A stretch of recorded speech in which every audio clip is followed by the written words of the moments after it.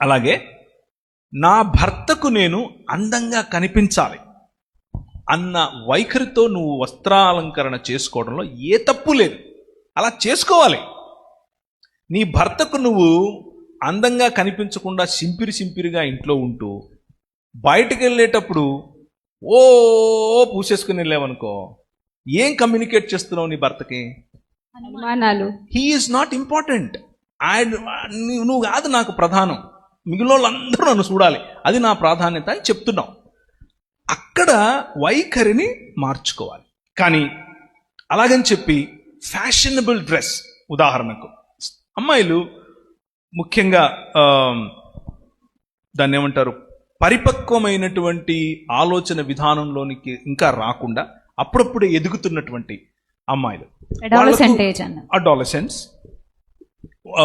Teenage దాటిన తర్వాత 17 to 24, 25 వాళ్లకు అప్పుడు ఇంకా ఆ మెచ్యూరిటీ అనేది ఫామ్ అవుతోంది మైండ్లో. అలాంటి వాళ్ళను నువ్వు ఇదే చెయ్యి అని ఒత్తిడి పెట్టడం వల్ల రెబెలియన్ వస్తుంది.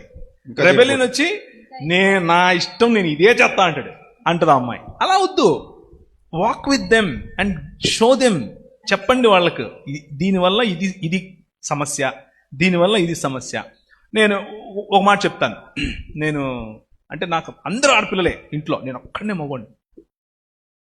నా బతుకు చూడండి, అందరూ మా అమ్మ దగ్గర నుంచి ఆఖరి పాప వరకు అందరూ ఆడపిల్లలే.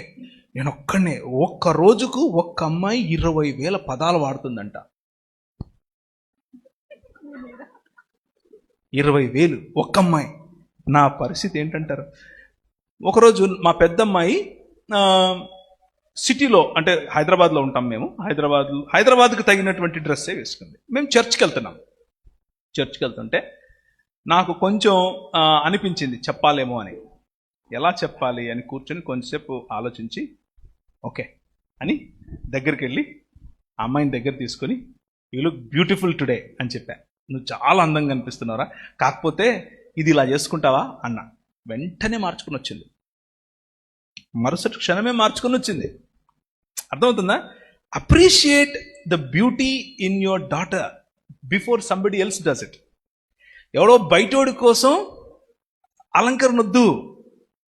I'm looking at you, you are so beautiful. ఇక్కడ ఉన్న తండ్రులకు అందరికీ ఒక మాట చెప్తున్నా, గుర్తుంచుకోండి ఈ విషయం. You will not regret. మీరు తీసుకుంటే మీ మనసులోకి, మీరు ఎప్పుడు ఎందుకు విన్నారా వారి మాట అని మీరు అనుకోరు, మీరు సంతోషపడతారు. ఏంటంటే మీ ఆడపిల్లల్ని, ముఖ్యంగా మీ కూతుళ్ళని పొగడండి.